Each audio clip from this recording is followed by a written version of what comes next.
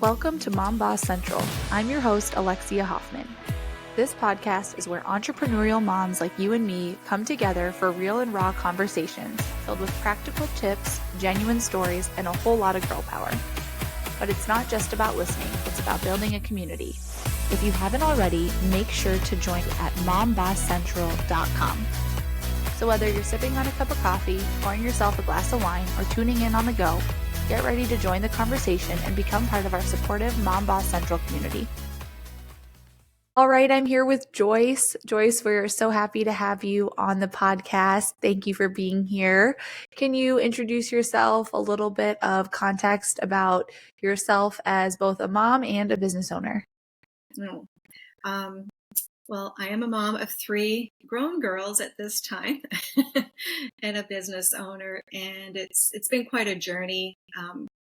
Starting out my girls, they are in total between the oldest and the youngest is 3.5 years. So I felt like I was, a mom or being pregnant or something for during that time. And it's like, I am in that season. I love being a mom at all the different stages of their growth and development.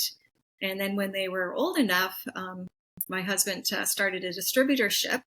And so I came on board to support that effort when the girls were more in school, and I could get some hours away during the day and then be home for when they needed to be home and get everything going. Mm-hmm. It was just juggling all the things before they went off to school, and then put on my other hat, my working hat, and then coming home and putting back on the mom hat. So just juggling all of the energy that goes into it, and not knowing, saying yes to many, many things, probably too many things, instead of really checking in for what my capacity was. And so over time, I just spread myself a little thin, or a lot thin. Yeah. And started to feel a little burnt out, resentful, and it's like, where do I find my value? Like, where's my life? We talked a little bit about dreams. Like, what's my dreams? These are my daughter's dreams, and this is my husband's dream, and I'm supporting everyone else's dreams. But what are my dreams? So when they were old enough and started going off to college and getting driver's licenses, it's like all of a sudden I can go, now what? Yeah. And I didn't have an answer for that. Now what? Like, what's next for me? What's my thing? What's my dream? What am I passionate about? And since running the business, helping to run the business, I got pretty proficient at bookkeeping and running sales trainings, or not running them, but getting everything organized for the sales training. So I really picked up a lot of skills, and and also volunteering in the community. And it's like, okay, well, bookkeeping I'm good at, and other things I'm good at, but I'm not passionate about them. So it's like I was still searching, and it's like, I read somewhere that, if you look at the things that you're interested in, the books that you read, and the things that you're always looking up online and, learning about, and it's, well, health and nutrition were really close to my heart, and, and all kinds of information about mindset. I had a whole library of psychology books. I thought, maybe I should pursue something to do with that. Yeah, definitely. Yeah, so I found coaching, got trained in coaching, and really gained a lot of confidence because it was my thing, and I felt, okay, now I have some skills, like some real tangible skills, and just started working with women to find their passion. It's like, well, what do I coach on? It's like, well, something that's, again, near and dear to my heart. Helping other women find their thing, what they're passionate about, and creating a business, growing a business, and getting through the day, because there's still all the responsibilities and things to take care of, even though the kids were at college, they're calling home, or someone, they have a driver's license, but they're still tethered to me. And, so just, getting through the day. So that's definitely. So, I went from my passion being my family, and then the business, to finding my own passion, something that really was like, it's kind of soul driven, and that I, like, what I was doing, I was creating. And so therefore I was generating the value that I was feeling I was contributing, not, well, because I'm a good mom, or that I did this efficiently, or all the other that I had where the value was outside myself, that it was. Yeah. So speak a little bit about what it looked like for you to be in that season of working and having young kids and not pursuing those passions that you have now kind of given yourself permission to explore again. But what was it like before that? To be working in a field, but also still having some entrepreneurial drive somewhere deep in there that wasn't being tapped into. Yeah, definitely. I always had an entrepreneurial drive. I always had some ideas on how to. It was, I was had a couple roles in the community, and so I would either take on or take over for someone else, and then I would, engineer a whole new system. Track what you were saying. How did I get through that? Yeah. Yeah, I really, I would start the day just hitting the ground running, really. There wasn't any like taking time in bed and meditating and just, easing into the day. And it was just get up and go. There was numerous things that had to be done. So not even a thought, just fly out of bed, really. Fly out of bed, get ready. I was on a clock the whole day. Yeah. And this had to be done and that had to be done. And thankfully I was very organized. Didn't write anything down, but I had it all in my head. So that takes a lot of energy to just keep track of everything in my head. Yeah. And so I just fly through the day, getting stuff done, getting all the things done, check off the list in my head and, forget things because I didn't have a list of, to be that efficient. And then, okay, girls will be home. Okay, now it's time to shift again. And okay, what needs to be done for them today? So there wasn't time to think about myself. There wasn't time to think of self-care. Thankfully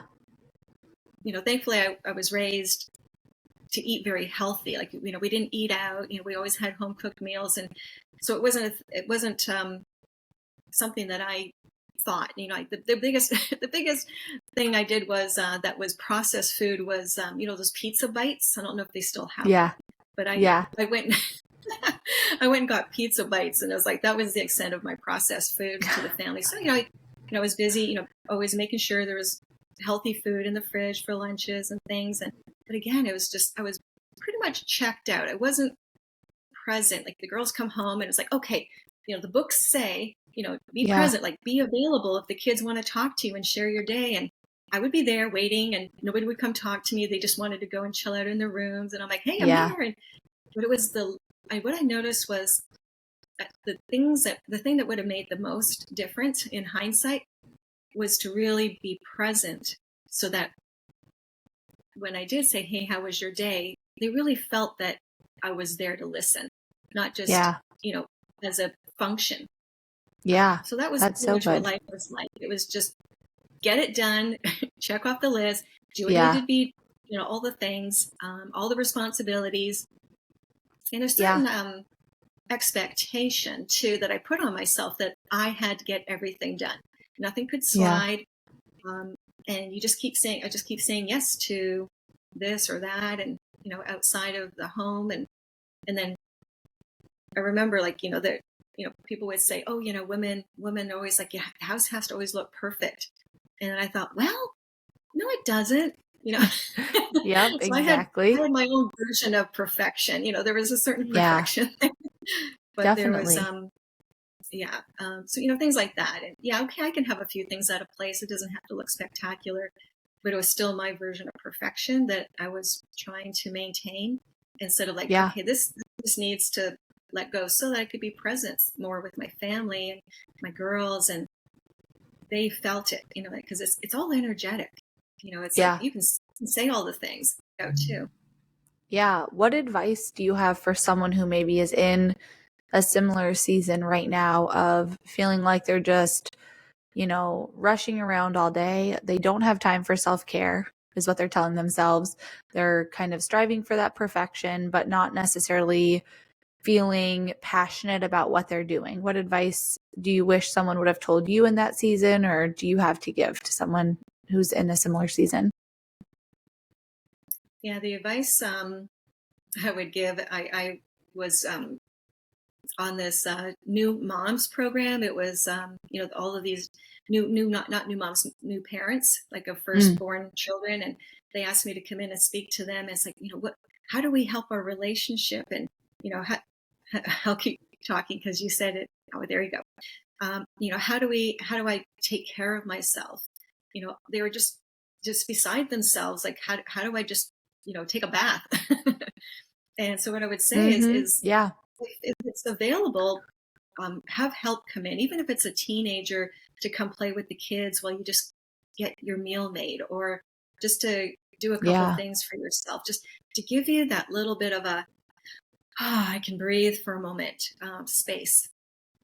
So as much as that's possible, there was even a community in my neighborhood. There was a community of other moms, and we would kid swap. Oh yeah, that's awesome. It was I don't remember what it was called, but we would track hours. And so, however many times I had an hour here, hour there watching someone else's children, then I could ask someone for those hours.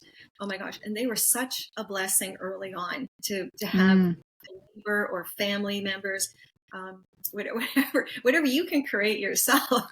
Yeah, definitely. Preservation for all of us. Yeah, that's awesome. Playdates, when the kids are really, really small, the moms would get together, and the little ones would just, crawl around on the ground. Or when they got a little older, they're in this like contained little bubble. And the moms could talk and support each other. There was Mom's Day Out.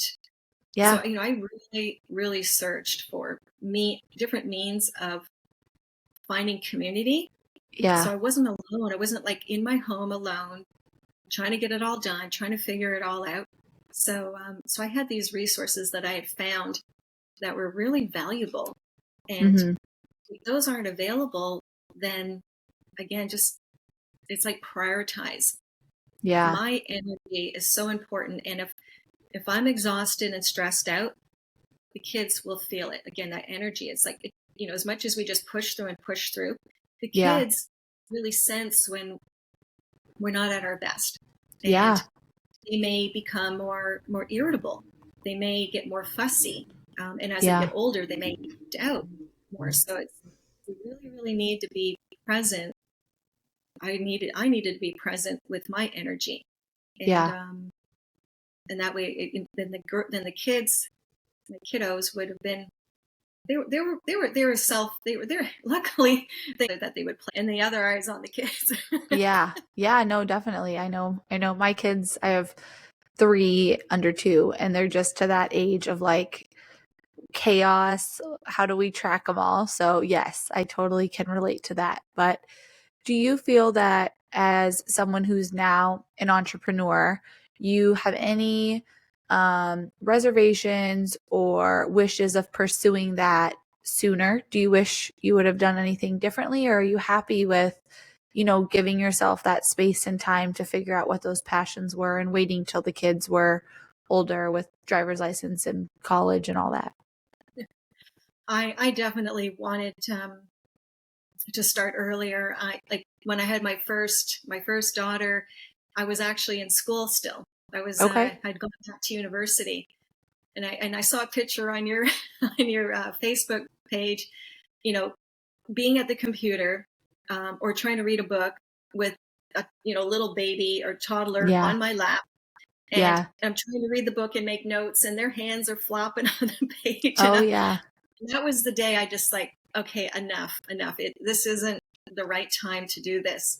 And every spring and every fall, the college and university information would come through, and I'm like, well, of course. I'm like, no, I don't have any capacity. So absolutely, I was really wanting to find my thing and have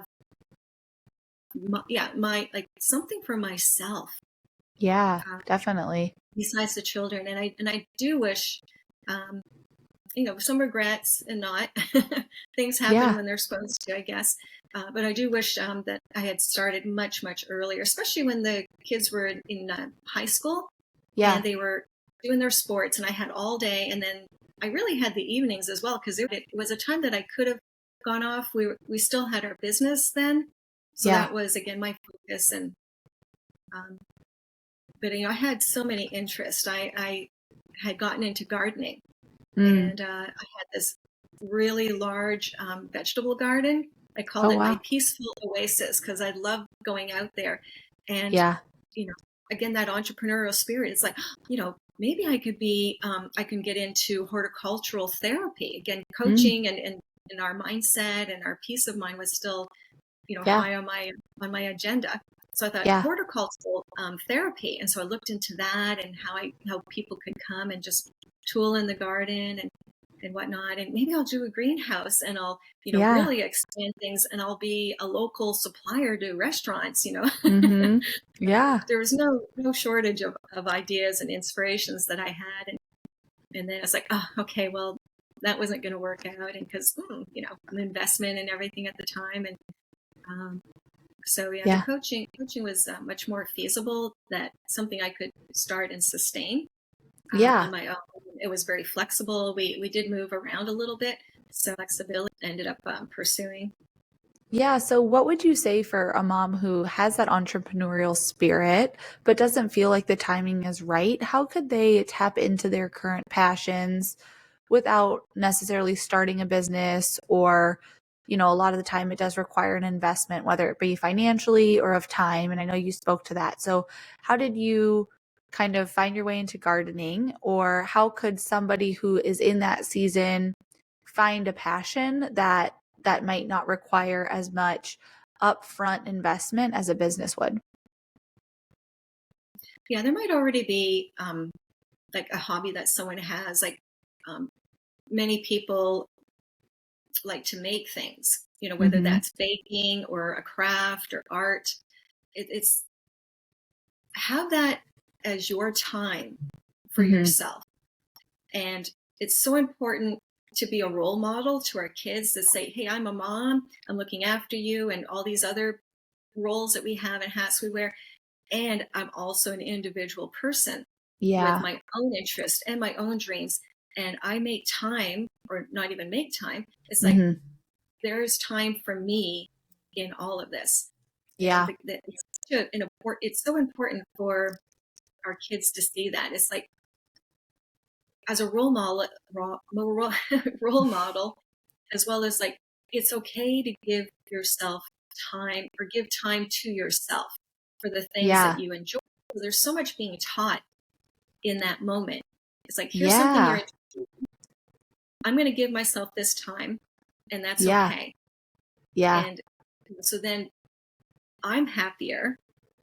They think, oh, okay, I like these things. I'm going to make time for myself too. Yeah. So it really does spill over. And then we're just in a much happier place, creating and discovering and evolving. Like, say somebody who's, I really have a liking to art. I haven't really art since school, like, maybe high school or even elementary school. But something I just wanted to just dabble in some art. We'll go grab some canvases or even a piece of cardboard, a piece of wood or something, get some paints and just some cheap brushes and just start to play with that. We're not, we don't know what our potential is until we explore what that is. Like, we don't really know how far we can go with something until we try it. And definitely. Like, even like being on this podcast, it was like, oh my gosh, I'm okay coaching one-on-one. Yeah.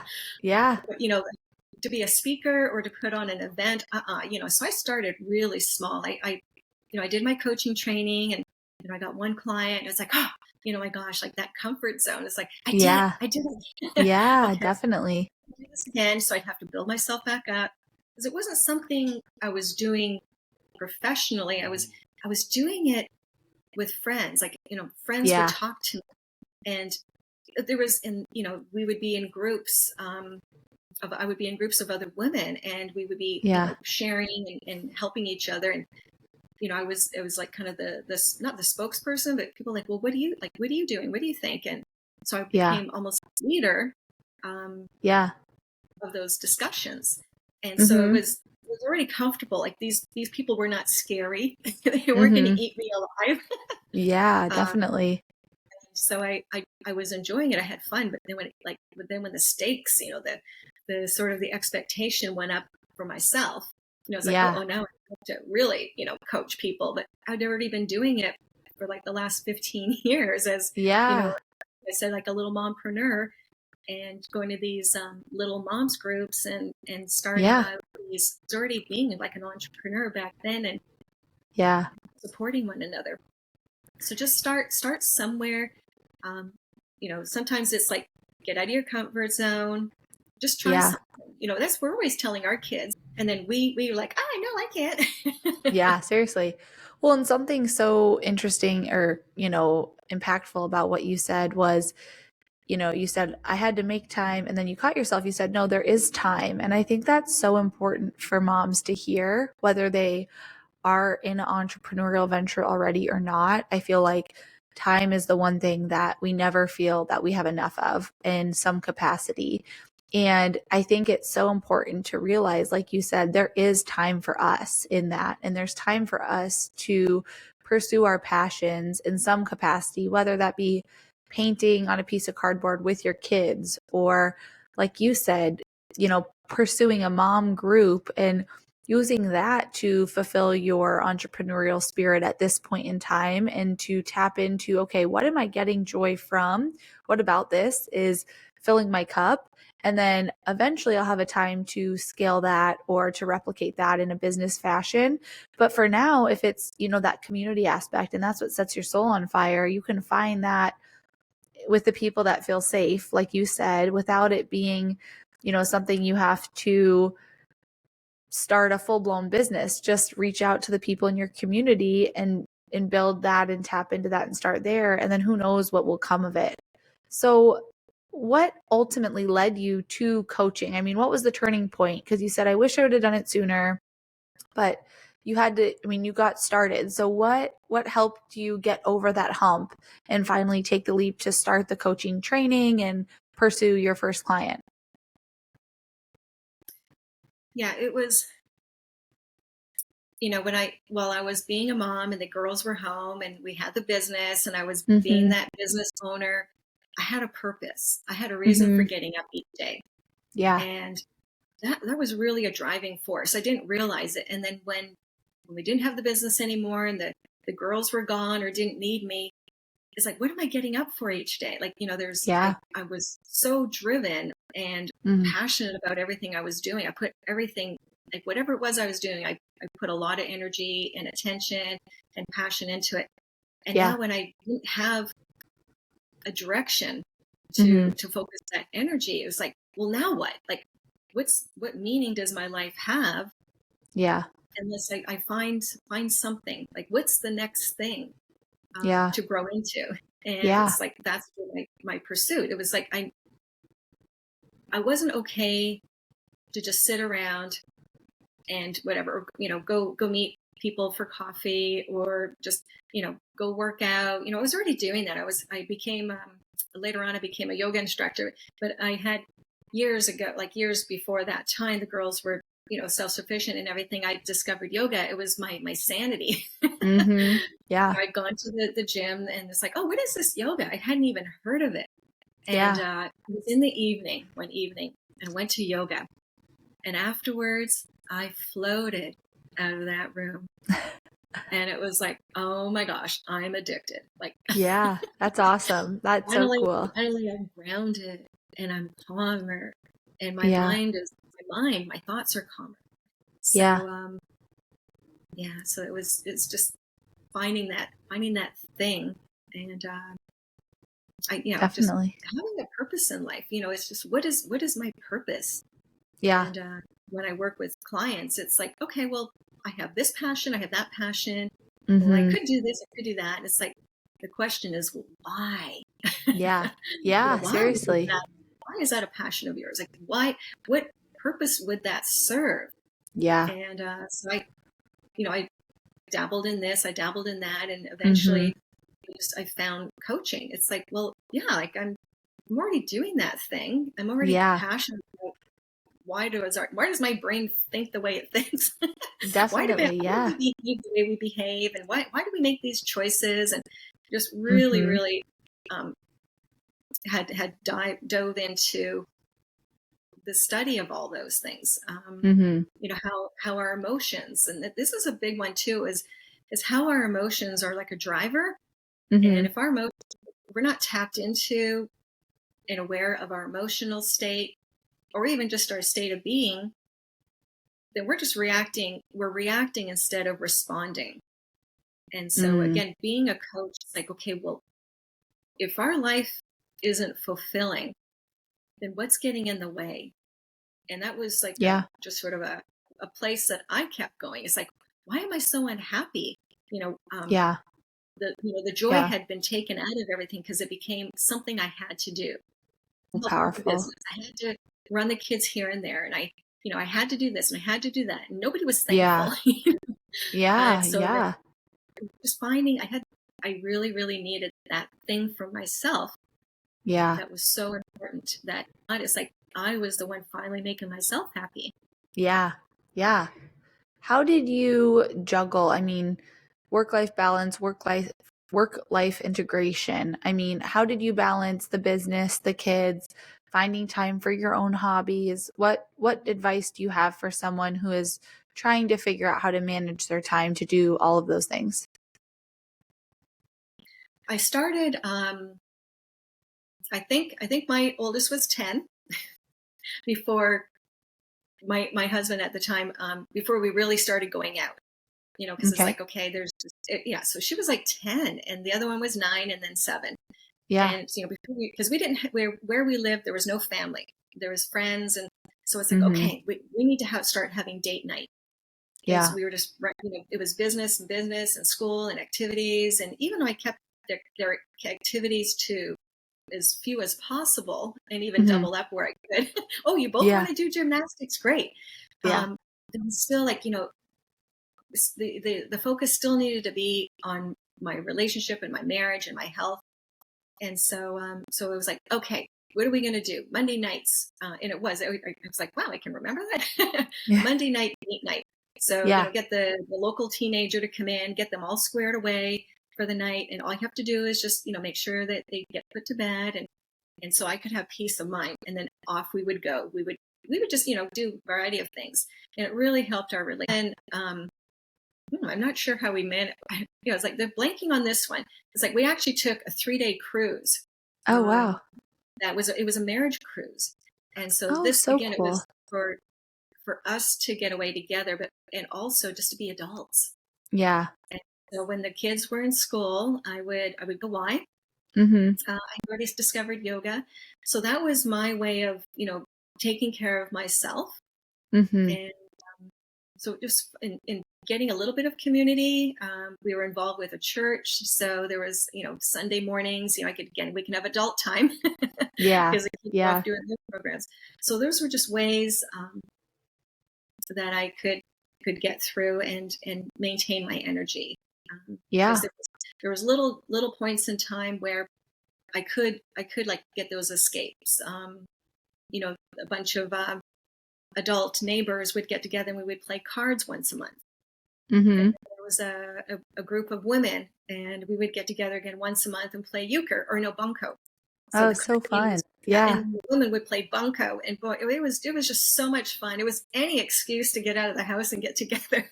Yeah, definitely. So just finding again those ways or creating them, you know, creating them and saying, hey, sign me up, or hey, I'm going to create something myself. Yeah, definitely. Remember that I'm an adult first and then a mom, well, actually a wife and then a mom.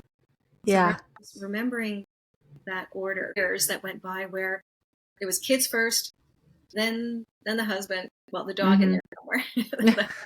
I wasn't even in there. I wasn't even factored in there. Yeah. Definitely. I think that is so important for moms to realize at any season that there is time for you and you shouldn't be last on the list, because it's so easy to put ourselves there and prioritize everything else. So I feel like what you're talking about is finding those moments in the day-to-day, like utilizing church daycare for adult time for yourself, or utilizing neighborhood groups and swaps. All of that is so helpful, because I think sometimes it can feel so hard to find time for ourselves when we have little kids and business and, husbands and spouses and dogs and chores, everything piles up, and it feels like, oh my gosh, I'm never going to make time for myself. I'm never going to be able to prioritize me. But I think, like what you're saying, to tap into those things that are already there and utilize those moments to really savor that and experience the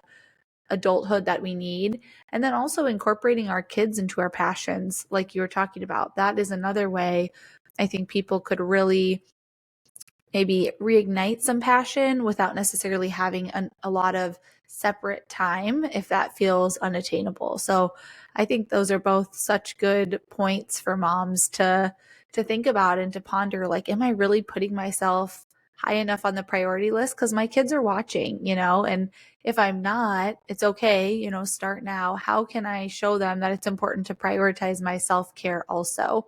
And still be there for them, of course, but at the same time to prioritize your needs as a woman and as a adult, because it does feel overwhelming sometimes, as you know, with little kids and business and everything else, to feel like I'm important too. It feels like wrong to say that, in the thick of it, like, hey, I need to matter also in this season. So I think that is so good. Is there any challenges that you overcame during that season of, kids and business that would be helpful for our moms to hear? Several things came to mind. It's even though I had these women's groups and the church and, date nights, and I was getting out and exercising, I was so busy during most of that time thinking of all the other things that I had to do. Mm-hmm. I never really just gave my mind, my brain a pause. It's like being present. And this is something I've learned along the way, is being present and really aware of what I'm doing. Like, go to the gym, and not, that 10-minute drive to the gym or whatever it was. I don't need to be like, okay, got to do this, got to do that. Afterwards, I got to do this, and it's just so tiring. It really is exhausting to our energy. It takes away the joy of the moment, or looking forward to something. Everything would just spill over into each other. Like date night, we would still be talking about the kids, and hey, let's just be about us. Yeah. And so it's so important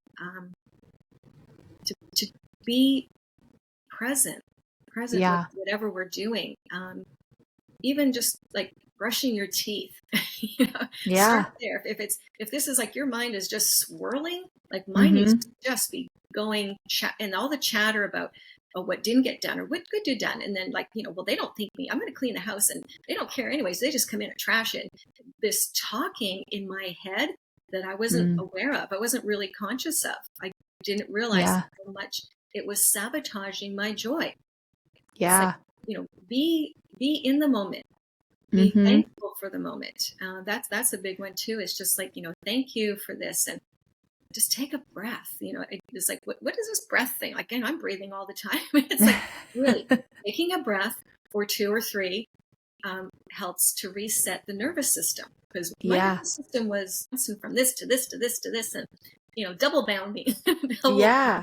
Well, it's so funny to hear you say that about the breath, because my twins are going through their big feelings, toddler tantrum age, and we have been trying to teach them to take deep breaths. And so I find myself, trying to do that to be a role model for them. So instead of saying, take a deep breath, because they don't always understand that, nor do my husband and I have started going, whenever we're in those like high tension situations, when one's grabbing the other's hair, dragging them across the kitchen, whatever it is. And I find that I am responding better as a parent by taking the deep breath, even though it's not for me, right? I'm doing it to try to get them to do it, but it's helping me. And so it's interesting to hear you say that, because I wasn't even thinking about the benefits it's having on me to model it for them. So such good stuff to think about. Like, how can you integrate that in those high stress moments, whether it's babies or business or anywhere in between, to really set yourself up, to really set yourself up for success, and to, have those tools in place so you remember to utilize them in those moments, whether it be doing something like yoga or coaching, where you're mindful of, okay, there's going to be elevated seasons and elevated moments, but I have the tools in my toolbox to prepare me for that. So yeah, I think that's so good. Yeah, it's like an instant state change. Mm-hmm. We're when we're in that, it is a flight or flight state, because our cortisol levels are up, and it just takes a moment to, and then we're right in it. So it just kind of resets the whole neurology in our body, and it brings everything back down. And then we can have clarity again, because when we're in that fight or flight, there's no clarity. Again, it's just reacting instead of responding by choice. We're reacting from a different kind of the reptilian brain. Some people watching or listening are familiar with that. It's like that reptilian brain that's just survival. And I'd been in that place for a very long time, really just surviving. Like I said, I just like fly out of bed, go all day, and just crash at the end of the day, and then go up and do it again. There wasn't a pause. It was just one thing to the next. So thankfully I was healthy through all that, because I was like, what? It's like, given the pace that I was functioning at, I guess I can function at a high pace, but not with the stress for that long. And so it really does take away the stress. We're more present with each other, taking that breath, and I remember it was when all three of them were in their teens, That's so funny. Where did it come from? And I'm like, oh, I must be making a face. That is so funny. Yeah. So many tools, and to embody the state that you want. And when we're in it, and we're trying to tell ourselves to take a breath, it's like, we just forget that. So the time to practice it is when we are in that calmer place. If you're eating a carrot, you're going for a walk, you're just waiting to pick your kids up. Get into that calmer place, take those deep breaths, and you start training your body. And it becomes automatic. It's just, like anything else, you know how to brush your teeth without thinking about it. Various other things. It becomes so automatic, of an automatic response. It becomes your go-to. You can, and you catch it quicker and quicker. So rather than wait till it's in this state, and now you're like, oh, I got to remember to breathe. Definitely. Quicker, and then before you know it, you're not reacting to that thing that you used to just like, there was a time I yelled at my kids a lot, because it's like, gotta get your shoes on, get your backpack, it's like, you gotta get out the door, and I would yell. I was just beside myself. And then one day I'm just like, I'm done with yelling. I'm done with yelling. And, it had gone on for a significant amount of time, and it's just, I was just burning myself out, and it was just whatever, and so I made a decision that day to just, they have their shoes tied, they have that homework, everything else is just bonus. Seriously. That's so interesting. So how did you make the switch? I mean, what did it take for you to stop yelling? I became conscious that I was doing it. I didn't even know I was doing it. So good. Yeah. And, you know, and I don't know if this had before or after, but I lost my voice. I got laryngitis for about 4 days. Oh my gosh. So I couldn't yell. Yeah. I think that was maybe the turning point. I think it was like, you know, the higher beings just, you know, letting me know it's like, yeah. no more yelling. And Yeah. so I noticed right away that the girls would look at me expectantly, like, are you going to yell? And there's this whole dynamic that took place because I couldn't yell. Like I couldn't speak. Yeah. And then as my voice started to get a little better, I would like, you know, start to get frustrated, yell. And I'm like, oh, but I hadn't done it for like 3 days. So it's like, yeah. oh, That is yeah. so interesting. They actually were responding a lot differently to me. And again, it's that energy. Yeah, it was vocally yelling. Mm-hmm. And whether we actually they hear us yelling or not, or they feel our energy yelling, it's the same thing. They feel the tension, feel the stress. That's so important. Especially and the younger they are, the more they feel it. Because like, this is mom's upset, mom's mad, or something calm and happy. What do I be aware of? You know, and then that's where they start. Who do I need to be so that I can be calm and safe? How do I need to act? How do I need to please someone? What don't I need to do? What do I do I need to do to make my life feel okay, to feel loved? Mom's yelling at me, you must not love me. Wow. You know, I'm not doing it right. So I must be like, I can't do anything. You know, all those things that we, as before the age of 7, for those who are not aware of that, it's like we are teaching our kids so much. And it's a lot of it is stuff that we have, things that we haven't dealt with or that we're not even aware of as adults. That it just gets passed down from generation to generation. So it's like, just be aware of your state and choose. You know, like that yelling thing, it was like, what a blessing that I got laryngitis, because who knows how much longer I would have gone on like that. Seriously. No more. That was the end of it. That's amazing. And there's other things that I had to work at. But that's amazing. That's so cool. Yeah, that's so powerful too for anyone who's struggling in that. Like, I think just to be aware is so important, right? Because there's so much that we do that we're not aware of or that's never brought to our attention.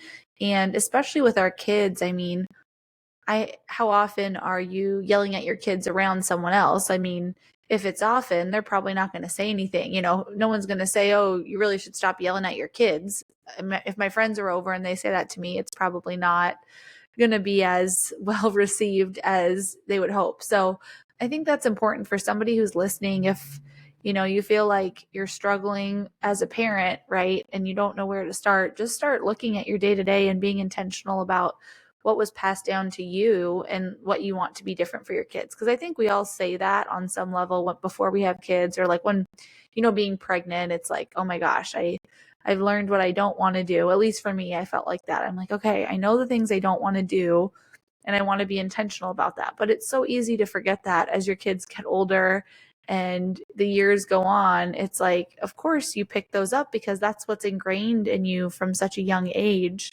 You know, you don't think twice about it, like brushing your teeth. I mean, that's what you grew up with. So it takes intentional, conscious choice to change that and to recognize where your downfalls may be and to remedy that. So I think that's such a cool story about laryngitis. Who would have thought that you know, there for us. Like they're like a reflection of everything that's going on in here and how we're reacting.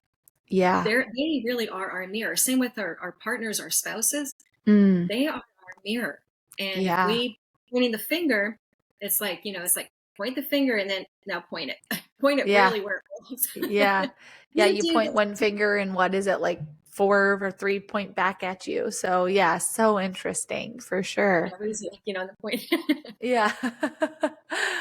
Oh my gosh. Well, Joyce, this has been so awesome, so helpful with so many like tips and things that people can take away, especially for moms that might feel like they're in the thick of it and they're far from that entrepreneurial spirit they're so craving. I think this was so good for them to, be able to have tangible tips on how to get some of that passion back in their life without necessarily going out and starting a business or taking some massive leap, but just to take small steps towards pursuing passion for their own well-being in whatever season that might be. So I'm so, so grateful for you being on here. If someone wants to connect with you or learn more about what you're sharing, where can they find you? You can go to my website. It's soul, SOUL genius.com. And, there's a little bit there, and you can certainly schedule a call with me and bounce some ideas off and just say, hey, I'm thinking of doing this and it doesn't feel like it's possible, or I have an idea, something I'm passionate about. I would love hearing people's passions. It's like, why aren't you doing it? Yeah. And all the excuses that we make, because I'm a good one for excuses early on. It's like, I call myself out all the time. So yeah, definitely. Find your excuses, and it's the language that we use. So when we talk, I'll be listening to the language that is sabotaging you and getting in the way, and those limiting beliefs that that little voice that says, well, I want to do it, but there's a part of me that wants to do this and a part of me that's yeah, definitely. I'd love to talk with your audience, and so they just like yourself, you found your passion and success, and you're a young mom, and you've created what you want in life, and you're an inspiration for. If I'd done that when I was when I started, boy, I'd be like 30 years ahead.